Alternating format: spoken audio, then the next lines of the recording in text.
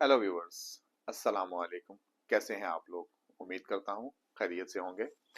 मेरा नाम सुफियान है और ये हमारा वैट का आज फिफ्थ लेक्चर है, जो कि हम वैट की एक सीरीज बना रहे हैं ताकि आप लोग इजीली अंडरस्टैंड कर सकें। ठीक है, तो प्रीवियस लेक्चर्स में हमने पढ़ा था अबाउट वैट रजिस्ट्रेशन से। ठीक है, आज का हमारा जो टॉपिक है वो इनवाइसिंग और रिकॉर्ड है। चलिए शुरू करते हैं। थोड़ा सा न्यू इनवाइसिंग के चैप्टर को शुरू करने से पहले मैं थोड़ा सा आप लोगों को इंट्रोडक्शन देना चाहूंगा अबाउट प्रीवियसली हमने क्या पढ़ा था। प्रीवियसली हमने देखा था कि वैट होता क्या है। ठीक है, टैक्स कहाँ से शुरू हुआ, यूएई में कैसे आया, ओके, कौन कौन से वैट कौन कौन से टैक्स इस वक्त यूएई में एप्लीकेबल हैं। उसके बाद हमने स्टार्ट किया था वैट वैट रजिस्ट्रेशन के लिए, कि वैट हमें कब रजिस्ट्रेशन करना चाहिए, मैंडेटरी थ्रेशोल्ड, वॉलेंटरी थ्रेशोल्ड, ये चीजें हमने पढ़ी। ठीक है, फिर किन लोगों को वैट रजिस्टर करना चाहिए।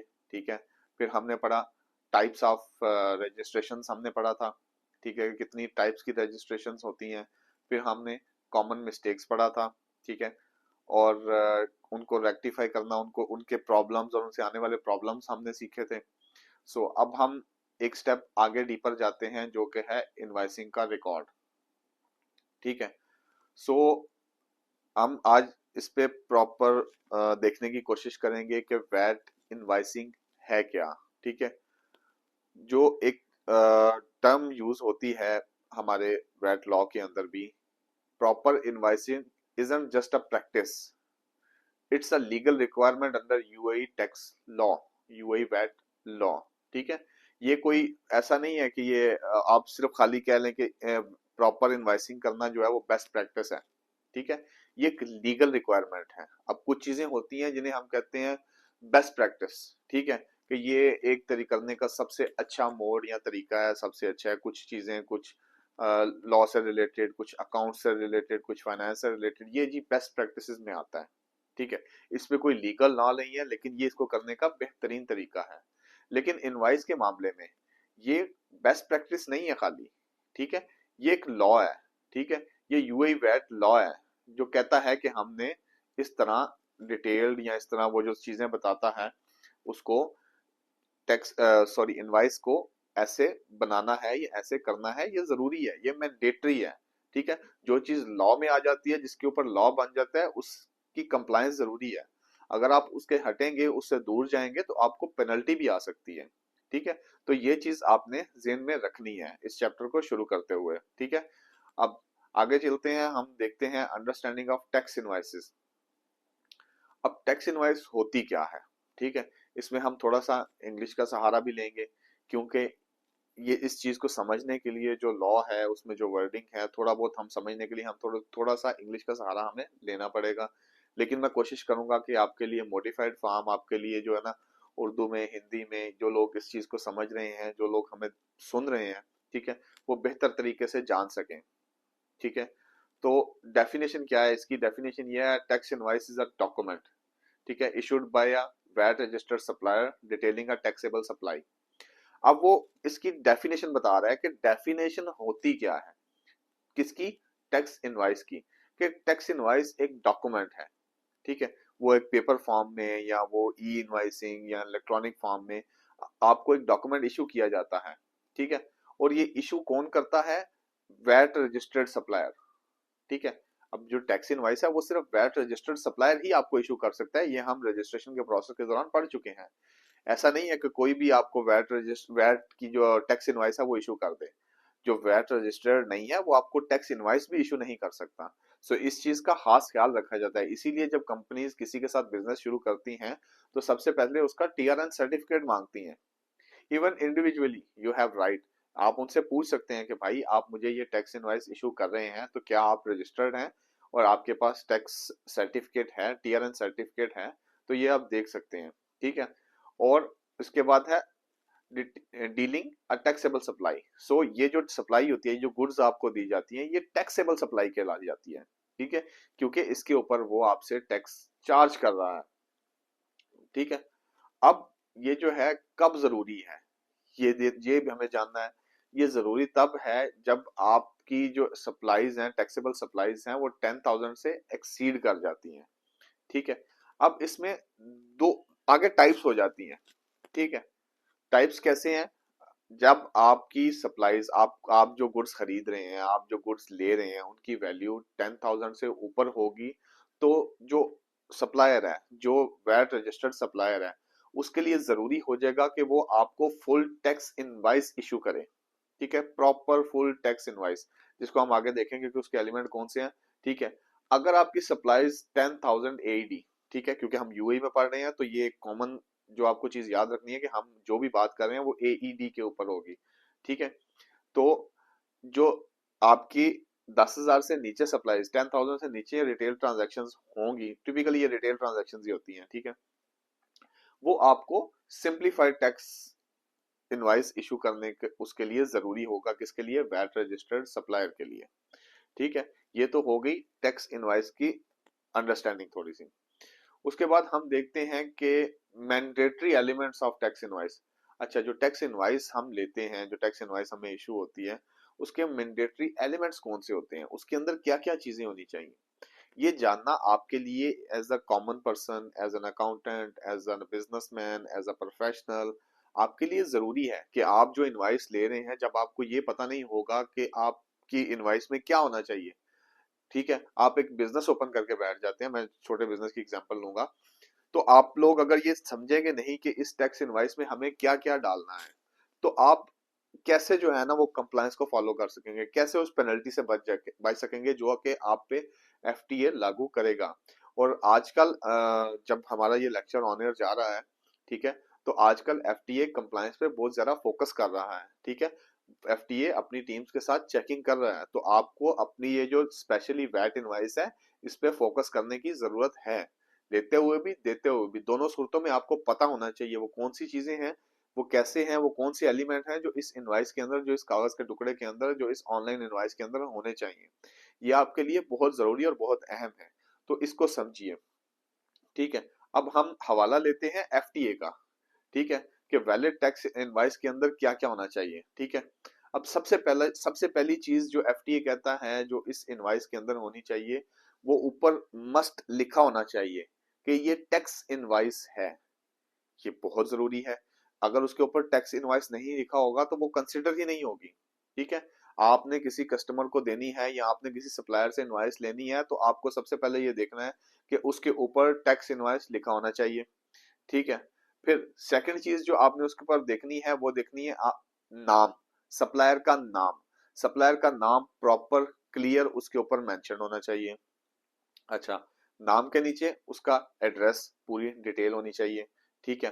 फिर उसके नीचे उसका टैक्स रजिस्ट्रेशन नंबर, जिसे टीआरएन नंबर भी कहा जाता है। ठीक है। वो टीआरएन नंबर प्रॉपरली ऊपर लिखा होना चाहिए। ठीक है। यानी सप्लायर का नाम, सप्लायर का एड्रेस और सप्लायर का टीआरएन नंबर, ये टैक्स इनवॉइस के बाद नीचे आना चाहिए। उसके बाद आगे आनी चाहिए कस्टमर डिटेल्स। अच्छा, अब कस्टमर डिटेल में भी वो क्या चीजें मांगता है, उसमें कहता है कस्टमर का नाम होना चाहिए। ठीक है। फिर कस्टमर का प्रॉपर एड्रेस होना चाहिए। फिर टीआरएन होना चाहिए। ये फुल इनवॉइस की सूरत में प्रॉपर टीआरएन होना चाहिए उसके अंदर, यानी कस्टमर का नाम, कस्टमर का एड्रेस और कस्टमर का टीआरएन। अगर कस्टमर का टीआरएन नहीं होगा वो वैट क्लेम नहीं कर पाएगा। सो टीआरएन होना लाजमी है। ठीक है। ये तो हो गई तीन कॉमन चीजें। अब इसमें एक यूनिक चीज भी होती है। ठीक है, जो कि बहुत अहम है, और जब वैट का ऑडिट आता है तो एफटीए उस चीज पे फोकस करता है। कंप्लायंस में सबसे ज्यादा ये चीज देखी जाती है और ये बहुत इंपॉर्टेंट है, जो कि है सिक्वेंशियल नंबर। हर इनवाइस का एक सिक्वेंशियल और यूनिक नंबर होना चाहिए। ये एक दूसरे से मैच नहीं खाना चाहिए। ये इसमें कुछ मिसिंग नहीं होना चाहिए। ऐसे नहीं है कि आपके नंबर चल रहे हैं 1 2 3 4 5, आगे 7 8, नहीं। इनको एक सिक्वेंशियल नंबर के मुताबिक 1 2 3 4 5 6 7 8 9 10 इस तरह चलना चाहिए। ठीक है। अगर इसमें से कुछ मिसिंग होगा तो एफटीए इसको कंसिडर करेगा कि आपके नंबर में से कुछ मिसिंग है, आपने कुछ गुम कर दिया है। ठीक है। आप कुछ छुपा रहे हैं, जो आपके आपके लिए पेनल्टी का बायस बनेगा। तो सिक्वेंशियल नंबर होना बहुत इंपॉर्टेंट है। ठीक है। दूसरी चीज, ठीक है, डेट। इसमें इशू डेट होनी चाहिए। ठीक है। अगर ये डेट डिफरेंट है, सप्लाई की डेट डिफरेंट है, तो सप्लाई की डेट भी मेंशन होनी चाहिए, क्योंकि ये डेट बड़ी इंपॉर्टेंट चीज है। इसमें एक छोटा सा कॉन्सेप्ट है टैक्स पॉइंट का, वो आपके लिए अभी समझना जरूरी नहीं है, लेकिन मैं फिर भी थोड़ा सा एलेबोरेट कर दूं कि टैक्स पॉइंट होता है, एक वर्ड होता है, हम टैक्स पॉइंट है कि कहाँ से टैक्स शुरू होता है। ठीक है, वो उसकी डिफरेंट है कि आपने पेमेंट रिसीव कर ली, या आपने गुड्स एंड सर्विसेज प्रोवाइड कर दी, या आपने टैक्स इनवॉइस इशू कर दी, तो वो टैक्स पॉइंट होगा। वो डिटेल में हम बाद में समझेंगे। सो डेट उस चीज के लिए बहुत इंपॉर्टेंट है कि आपने ये ध्यान में रखना है कि date is very important. Issue date क्या है या डेट ऑफ सप्लाई क्या है, ये सारी चीजें उस इनवॉइस के अंदर आनी चाहिए। ठीक है, फिर उसके बाद उस इनवॉइस के अंदर आना चाहिए डिस्क्रिप्शन। आपने जो चीजें दी, जो गुड्स या जो सर्विसेज प्रोवाइड की, उनकी क्लियर प्रॉपर जो है ना वो डिस्क्रिप्शन होनी चाहिए उस इनवॉइस के अंदर। ठीक है, उसके बाद डिस्क्रिप्शन आ गई। ठीक है, उसके बाद आनी चाहिए क्वांटिटी और यूनिट प्राइस। अब इसके अंदर हर एक आइटम के लिए या हर एक सर्विस के लिए जो आपको ने प्रोवाइड की या आपको प्रोवाइड की गई, दोनों सूरतों में क्वांटिटी और यूनिट प्राइस दोनों उसके अंदर प्रॉपरली मेंशन होनी चाहिए। ठीक है, फिर उसके बाद आता है वैट रेट एंड अमाउंट। ठीक है, कि वैट का रेट क्या है। अब यूएई में कॉमन 5% रेट है। ठीक है, हर एक को हमें बहुत अच्छी तरह पता है, हम चीज लेते देते हैं, लेकिन अब जब आप लेंगे, अब आप जब कहीं जाएंगे, मार्केट में जाएंगे, कहीं भी जाएंगे, किसी के साथ डील करेंगे, तो अब ये चीजें जब आपको मैं बता चुका हूं तो आपकी नजरों के सामने ये बेहतर तरीके से गुजरेंगी। आपने इन्हें प्रैक्टिकली देखना है। आप जब कोई इनवाइस लें तो उसको देखें, उसको पढ़ें, हाँ इस पे लिखा हुआ है 5% वैट। ठीक है, और अमाउंट लिखी हुई है, ईच आइटम की अमाउंट लिखी हुई है। ठीक है, उसके बाद आना चाहिए टोटल अमाउंट। ठीक है, टोटल अमाउंट इंक्लूडिंग वैट। ठीक है, ये भी इनवॉइस की एक रिक्वायरमेंट है कि उसके ऊपर टोटल वैट की अमाउंट भी आनी चाहिए और total inclusive of VAT amount भी आनी चाहिए। ठीक है, ताकि कस्टमर को पता हो कि मैंने कितना वैट पे किया और वैट के साथ मैंने टोटल अमाउंट कितनी पे की, ये क्लियरली नजर आना चाहिए। ठीक है, ये तो था वैट का जो इनवाइस है उसका विजुअल हमें जो नजर आना चाहिए, हमें जो देखना चाहिए, हमें जिन चीजों का ख्याल रखना चाहिए और वो कैसी दिखती है और क्या चीजें होती हैं, ये आपको डिटेल्ड में मैंने यहाँ पे बताया है। ठीक है, अब हम पढ़ते हैं कुछ कॉमन मिस्टेक्स। कॉमन मिस्टेक्स क्या होती है इनवॉइस के अंदर, क्या प्रॉब्लम्स हम फेस करते हैं। सबसे पहला प्रॉब्लम जो कि सबसे ऊपर हमने पिछले पॉइंट में डिस्कस किया था कि ओमिटिंग टैक्स इनवॉइस टाइटल। अब ऊपर से ये टाइटल हटा देना, टैक्स इनवॉइस। अगर आप ये टाइटल मूव कर देंगे, अगर ये टाइटल वहां पे नजर नहीं आएगा, तो आप समझेंगे वो इनवॉइस यूजेबल है ही नहीं वैट पर्पस के लिए। ठीक है, उसको टैक्स इनवॉइस अगर वहां से हटा दिया जाएगा तो वो टैक्स इनवॉइस कंसिडर नहीं की जाएगी। ठीक है, तो इस चीज का ख्याल रखना चाहिए कि ऊपर से टैक्स इनवॉइस हटा हुआ नहीं होना चाहिए, वहां पे लिखा होना चाहिए। अब क्या होता है, सेकंड मिस्टेक क्या होती है, मिसिंग या इनकरेक्ट टीआरएन। ठीक है, टीआरएन का आपने बहुत ध्यान रखना है, क्योंकि टीआर मैंने लास्ट लेक्चर्स में आपको एक चीज बड़े अच्छे तरीके से समझाई थी कि टीआरएन आपका नंबर, आपका आइडेंटिफिकेशन नंबर है। ठीक है, जिससे जिससे एफटीए आपको ट्रैक करता है। ठीक है, आपका पूरा रिकॉर्ड उसके अंदर उस टीआरएन नंबर के साथ है। वो टीआरएन नंबर आपकी आइडेंटिफिकेशन है, आपकी कंप्लायंस का नंबर है। तो अगर उसमें कुछ मिसिंग होगा या इनकरेक्ट होगा तो वो ट्रेसेबल नहीं होगा। ठीक है, आप कैसे ट्रेस करेंगे, उस आपको अपने रिकॉर्ड के साथ कैसे मैच करेंगे, और लोग आपके रिकॉर्ड के साथ कैसे वेरीफाई करेंगे, और एफटीए कैसे वेरीफाई करेगा। इन सारी चीजों को आपने ध्यान में रखना है कि टीआरएन प्रॉपर होना चाहिए और उसे मैच करना है कि क्या जो टीआरएन मैंने प्रोवाइड किया या टीआरएन जो मेरा है, दोनों मैच कर रहे हैं, इसमें मिस्टेक नहीं होनी चाहिए। ठीक है, थर्ड पॉइंट मैंने ऊपर भी एक्सप्लेन किया था, लैक ऑफ सिक्वेंशियल नंबरिंग। अब सिक्वेंशियल नंबरिंग नहीं है, फिर वही प्रॉब्लम कि सिक्वेंशियल नंबर नहीं है, अगर कोई नंबर मिसिंग है तो इट मींस या तो आपने इनवॉइस डिलीट की है या आप एफटीए से कुछ छुपाने की कोशिश कर रहे हैं। ठीक है, तो सिक्वेंशियल नंबर का ख्याल रखना बहुत जरूरी है। ठीक है, उसके बाद है इनकरेक्ट या मिसिंग वैट कैलकुलेशंस। अब ये तो एक कॉमन सेंस और कॉमन चीज है कि जो वैट की कैलकुलेशन है उसको प्रॉपर होना चाहिए, ताकि कस्टमर जान सके, उसके सामने हो, वो समझ सके, वो चेक करना चाहे चेक कर सके। ठीक है, और ये एक बेस्ट प्रैक्टिस भी है, लॉ भी है। ठीक है, सारा कुछ है। तो वैट की calculation should be proper, should not be missing anything, उसमें से कुछ मिसिंग नहीं होना चाहिए, पहली चीज है। सेकंड चीज है कि उसको इनकरेक्ट नहीं होना चाहिए, उसको गलत नहीं होना चाहिए, उसको प्रॉपर होना चाहिए। ठीक है, अच्छा, एक और चीज है जो हमारे यहाँ पे बेस्ट प्रैक्टिस में मिसिंग नजर आई है मुझे, और ये बड़ी इंपॉर्टेंट पॉइंट है कि जो आपकी जो टैक्स इनवाइस जो आप इशू करते हैं, ठीक है, वो या तो अरेबिक में होनी चाहिए या बाईलिंगुअल, दो जुबानों में होनी चाहिए, क्योंकि यहाँ पे मोस्टली इंग्लिश ही यूज की जाती है। तो जो टैक्स इनवाइस है कोशिश करें वो दो जुबानों में हो, क्योंकि Arabic is the main language. ठीक है, हम अरब में बैठे हैं, यूएई की मेन लैंग्वेज अरेबिक है, तो कोशिश करें इनवाइस जो है वो बाईलैंग्वेज फॉर्मेट में हो या अरेबिक में हो, ताकि लोग इसको समझ सकें और प्रॉपरली आप एडमिनिस्ट्रेटिव पेनल्टी से बच सकें। अब ये सारी चीजों को ठीक तरीके से रखना, इनके ऊपर अमल करना, इनको प्रॉपर रखना बहुत जरूरी है। ठीक है, वरना आप पे एडमिनिस्ट्रेटिव पेनल्टीज आएंगी। ठीक है, और पेनल्टीज काफी ज्यादा हैं। ठीक है, समटाइम पेनल्टीज आपकी इनकम से ज्यादा हो सकती हैं। सो इन चीजों का बहुत ख्याल रखें। मैं बार बार एक चीज पे फोकस कर रहा हूँ और मैं हर लेक्चर में यही बता रहा हूँ और बताने की कोशिश कर रहा हूँ कि ओनर्स, आप लोगों को थोड़ा सा इन चीजों पे फोकस रखना चाहिए, आपको इन चीजों का ख्याल रखना चाहिए, because always you are responsible. ठीक है, ना ही कंसल्टेंट, ना ही अकाउंटेंट, ना ही कहीं और। ठीक है, आप हैं जो रिस्पॉन्सिबल है इस चीज के। सो प्लीज इस पे फोकस रखें, इन चीजों को समझें कि वैट होता क्या है, वैट में क्या है, ये वैट इनवाइस को समझें और इसको प्रॉपर तरीके से देखें, थोड़ा सा टाइम इन चीजों के लिए दें। ठीक है, उसके बाद हम नेक्स्ट टॉपिक पे चलते हैं, वो है रिकॉर्ड कीपिंग रिक्वायरमेंट्स। ठीक है, अब रिकॉर्ड कीपिंग को जो रिक्वायरमेंट है हमें वो देखनी है। हमने पहले बात की थी कि इनवाइसिंग को हम समझ चुके हैं। ठीक है, अब रिकॉर्ड की बात करते हैं। ठीक है, कि जो बिजनेस वैट रजिस्टर्ड बिजनेस है उसे क्या क्या रिकॉर्ड रखना चाहिए। ठीक है, उसके लिए हम देखते हैं। अब सबसे पहले एफटीए कहता है कि आपको रखना चाहिए अकाउंटिंग रिकॉर्ड। ठीक है, अकाउंटिंग को मेरे प्रीवियस लेक्चर्स में मैं एक्सप्लेन कर चुका हुआ हूँ। ठीक है, अकाउंटिंग होती क्या है ये मैं आपको बेसिक समझा चुका हुआ हूँ। फिर भी थोड़ा सा एलेबोरेट किया है, एफटीए ने बताया है कि अकाउंटिंग रिकॉर्ड में वो क्या चाहता है।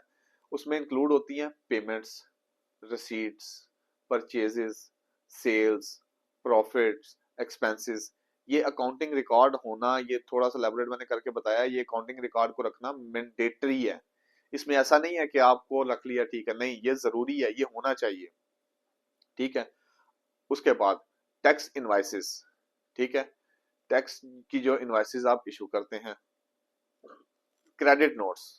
ठीक है, क्रेडिट नोट्स आप जो कस्टमर को क्रेडिट नोट इशू करते हैं, या आपका कुछ कुछ भी ऐसा होता है जब आप रिटर्न की सूरत में आप क्रेडिट नोट इशू कर देते हैं। ठीक है, क्रेडिट नोट पे हम डिटेल में बाद में जाएंगे, फिलहाल आपके लिए यही है कि आप रिटर्न को क्रेडिट नोट समझ लें। ठीक है, तो क्रेडिट नोट्स, अब ये टैक्स इनवाइस और क्रेडिट नोट रखना लाजिम है, वरना आप ट्रैक कैसे करेंगे अपनी इनवाइस को, ट्रैक कैसे करेंगे? आप लेजर तो देख लेंगे, जब आप फिजिकली देखना चाहेंगे, ठीक है, तो वो टैक्स और क्रेडिट नोट की आपकी फिजिकल फॉर्म में आपके पास, या आपके पास ई फॉर्म में होना चाहिए। जब एफटीए मांगे आपने उनको प्रोवाइड करना है, और ये लीगली बाइंडिंग है, ये डॉक्यूमेंट आपको उनको देना ही है। ठीक है, उसके बाद इंपोर्ट और एक्सपोर्ट का रिकॉर्ड। ठीक है, हमने पीछे पढ़ा कि इंपोर्ट के टाइम पे फॉरेन कंपनीज या लोकल कंपनीज जब इंपोर्ट करती हैं या एक्सपोर्ट करती हैं, तो उसके साथ भी आपका टीआरएन लिंक होता है। ठीक है, छोटी सी, not for you age of now, लेकिन रिवर्स चार्ज मैकेनिज्म के तहत आपको वैट लगा होता है जिसकी आपने एडजस्टमेंट डालनी होती है। ठीक है, और आपकी जो एक्सपोर्ट हो रही है उसमें आपने देखना है। ठीक है, इसमें कॉन्सेप्ट आ जाते हैं implementing country, non implementing country, ये चीजें अब अभी आपके पास आगे आनी है। ठीक है, तो उनके लिए इंपोर्ट और एक्सपोर्ट का रिकॉर्ड रखना बहुत जरूरी है। ठीक है, आपके पास सारे डॉक्यूमेंट होने चाहिए कि कौन सी गुड्स एंड सर्विसेज आपने इंपोर्ट की और कौन सी गुड्स एंड सर्विसेज आपने एक्सपोर्ट की, उनके लिए प्रॉपर डॉक्यूमेंटेशन आपके पास होनी चाहिए। अगर डॉक्यूमेंटेशन मिसिंग होगी तो फिर वो क्या होगा, वही होगा, एडमिनिस्ट्रेटिव पेनल्टीज आएंगी आपके ऊपर। ठीक है, उसके बाद आपको अगली चीज क्या मेंटेन रखनी है, जितने भी आपके कॉन्ट्रैक्ट्स और एग्रीमेंट्स होंगे। अच्छा, रिलेटेड बिजनेस, आप बहुत सारे बिजनेस के साथ एग्रीमेंट करते हैं, कॉन्ट्रैक्ट्स करते हैं, उनकी कॉपियां आपको प्रॉपरली अपने पास सेव रखनी होंगी, आइदर इलेक्ट्रॉनिक फॉर्म में, आइदर फिजिकल फॉर्म में। ठीक है, होना जरूरी है। उसके बाद पेरोल जो है, पेरोल और रिकॉर्ड्स, वेजेस और सैलरीज, इन चीजों का रिकॉर्ड भी रखना जरूरी है कि आपने कितनी सैलरीज कितनी वेजेस पे की हैं, उनका रिकॉर्ड होना जरूरी चाहिए।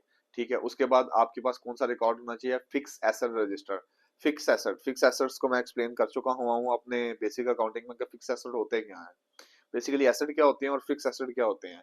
फिक्स एसेट वो होते हैं जिनकी more than 1 year useful life होती है, जिनसे इनफ्लो ऑफ इकोनॉमिक बेनिफिट होता है। ठीक है, ये हम एक्सप्लेन कर चुके हुए हैं। ठीक है, तो फिक्स एसेट रजिस्टर मेंटेन करना जरूरी होता है। अब मैं दोबारा एक दफा आपको बता देता हूँ कि क्या क्या चीजें रखनी है। एक समरी बता देता हूँ। Accounting record, tax invoices and credit notes, import and export record, contracts and agreements, payroll record और फिक्स एसेट रजिस्टर। ये चीजें आपके लिए मेंटेन करना जरूरी है। अब इसमें एक और चीज है कि एक और इम्पोर्टेंट पॉइंट है जिसे आपने याद रखना है। ठीक है, वो है रिटेंशन पीरियड। अब ये जो रिकॉर्ड है, ये रिकॉर्ड आपको कितने टाइम के लिए मेंटेन करना है। तो पहले ये 3 साल था, अब मैंडेटरी 5 इयर्स मैंडेटरी है, यानी 5 साल तक आपको ये रिकॉर्ड संभाल के रखना है। और इसमें भी एफटीए चाहे तो इस पीरियड को एक्सटेंड कर सकता है। अगर आपको ऑडिट आ जाता है, आपसे कुछ रिक्वायरमेंट मांग ली है, तो ये अप टू 7 इयर्स और एक्सटेंडेबल है। ठीक है, ये आपको एफटीए कह सकता है कि हमें इससे पुराना रिकॉर्ड चाहिए, वो मांग सकता है ये रिकॉर्ड। सो आपको मिनिमम 5 इयर्स का रिकॉर्ड रखना ही रखना है। ठीक है, अब जो है ना, हम थोड़ी सी टिप्स के ऊपर बात करेंगे कंप्लायंस के लिए। ठीक है, तो कंप्लायंस के लिए टिप्स में सबसे पहले हम बात करेंगे FTA compliance accounting, FTA compliant and accounting software. ठीक है, ये सॉफ्टवेयर जो एफटीए की तरफ से ऑटोमेटिक इनवॉइसेस और रिकॉर्ड कीपिंग के लिए यूज किए जाते हैं। आप कोशिश करें कि आप जो है ना ऐसा सॉफ्टवेयर लें जो एफटीए में कंप्लायंट रखता हो, जो एफटीए की कंप्लायंस के साथ मैचिंग हो। ठीक है, तो आप बेहतर तरीके से उस अकाउंटिंग सॉफ्टवेयर को यूज करके अपनी इनवाइसिंग, अपने ये सारा रिकॉर्ड जो हमने, जिस रिकॉर्ड को पीछे हमने डिस्कस किया, accounting record, tax invoice, credit notes, import export record, contract agreement, payroll record और फिक्स एसेट, ये सारी चीजें आजकल के मॉडर्न सॉफ्टवेयर मेंटेन करते हैं। लेकिन इसको बेहतर तरीके से वही सॉफ्टवेयर मेंटेन कर सकते हैं जो एफटीए की रिक्वायरमेंट के मुताबिक है।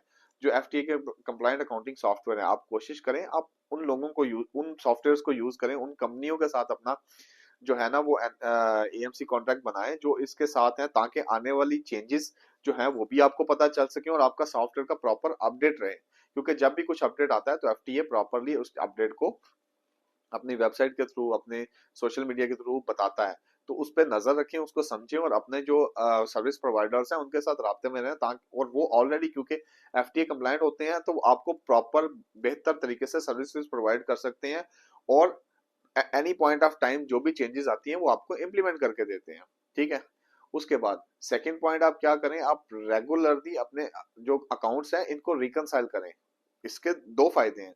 एक तो एक्यूरेसी मेंटेन होगी कि आपके अकाउंट एक्यूरेट है। दूसरा, आपको हर टाइम जब आप रिकंसाइल करेंगे मंथ एंड पे या 15 डेज में या 10 डेज में या वीकली, आपको पता होगा कि आपके रिकॉर्ड जो है वो एफटीए के लिए प्रॉपर है। ठीक है, फिर तीसरी चीज जो हम डिस्कस कर रहे हैं वो है डिजिटल कॉपी। ठीक है, आपकी इनवाइसेस, आपका जितना रिकॉर्ड है, हम रिकमेंड करेंगे कि आप फिजिकल के साथ डिजिटल कॉपी भी रखें, क्योंकि digital copy is also acceptable bye FTA. ठीक है, खाली फिजिकल नहीं, डिजिटल बैकअप्स भी आप उसके रखें। और बैकअप लाजिम है क्योंकि आप ऊपर पढ़ चुके हैं कि 5 ईयर मिनिमम रिकॉर्ड मेंटेन करना बहुत जरूरी है। अब इतना रिकॉर्ड मेंटेन करने के लिए आपके पास बैकअप्स होने चाहिए जो डिजिटल की सूरत में होने चाहिए और फिजिकल की सूरत में होने चाहिए। फिजिकल खुदा ना खास्ता कुछ प्रॉब्लम हो सकता है, थेफ्ट हो सकती है, फायर हो सकती है, anything is possible in this life. So आपके पास डिजिटल कॉपी किसी डिफरेंट जगह पे सेव होनी चाहिए, ताकि जब भी एफटीए चाहे आप उसे प्रोवाइड कर सकें और आप एडमिनिस्ट्रेटिव पेनल्टी से बच सकें। ठीक है, और चौथी चीज जो है, इनको एक रेडिली असेसेबल रखें ये चीजें। ठीक है, कि आपके पास ऑडिट कभी भी आ सकता है। आप ऑडिट आए तो आप ये नहीं कि आपको ढूंढनी पड़ जाए और आप महीना उन्हें ढूंढने में लगा दें। आपके पास रेडिली अवेलेबल होनी चाहिए ये चीजें। ठीक है, आपके पास ये सारा कुछ होना चाहिए। ठीक है, तो यही मेन जो है ना वो हमारी तरफ से टिप्स थी जो आपको इस टॉपिक पे हमने दी। आज का टॉपिक यहीं तक है। आप दोबारा इस टॉपिक पे जाएं, आप इसको समझें। मैं दोबारा समराइज कर देता हूं कि हमने आज क्या पढ़ा है। हमने आज पढ़ा है इंट्रोडक्शन अबाउट इनवाइसेस। ठीक है, फिर हमने टैक्स इनवाइस को समझा है, उसकी डेफिनेशन क्या होती है, कब रिक्वायर्ड है। ठीक है, full tax invoice, simplified tax invoice. ठीक है, फिर हमने mandatory elements of tax invoice पढ़े कि उसमें क्या क्या होना चाहिए, उसमें title, supplier detail, customer detail, unique invoice number, date, description, ये सारी चीजें होनी चाहिए। क्वालिटी एंड यूनिट प्राइस होनी चाहिए, वैट का रेट और उसकी अमाउंट होनी चाहिए और टोटल अमाउंट होनी चाहिए। ठीक है। उसके बाद हमने आज पढ़ा कॉमन इनवाइसिंग मिस्टेक्स क्या होती हैं, जैसे टैक्स इनवाइस में टैक्स इनवाइस ओमिट होना लिखा हुआ, TRN, sequential numbering, VAT calculation, Arabic और बाई लैंग्वेज फॉर्मेट। फिर उसके बाद हमने रिकॉर्ड कीपिंग रिक्वायरमेंट पढ़ी कि अकाउंटिंग रिकॉर्ड मेंटेन करना होता है, टैक्स इनवाइसेस और credit note, imports and export record, contracts and agreement, payrolls, fix asset register. फिर रिटेंशन पीरियड के बारे में हमने देखा कि रिटेंशन पीरियड होना चाहिए। फिर हमने आपको टिप्स दी कंप्लायंस के मुतालिक। ठीक है। ये था आज का हमारा लेक्चर। अब हमारे नेक्स्ट लेक्चर के लिए वेट कीजिए। ठीक है। हमारे चैनल को लाइक कीजिए, सब्सक्राइब कीजिए, शेयर कीजिए और बेल आइकन को दबाइए, और हमारा प्रीवियस लेक्चर आपको यहाँ पे राइट साइड पे नजर आएगा, उसे देखिए। ठीक है। और इसको वैट को समझिए और हमारे अगले लेक्चर का इंतजार कीजिए। जल्द मिलते हैं, दुआओं में याद रखिएगा। अल्लाह हाफिज।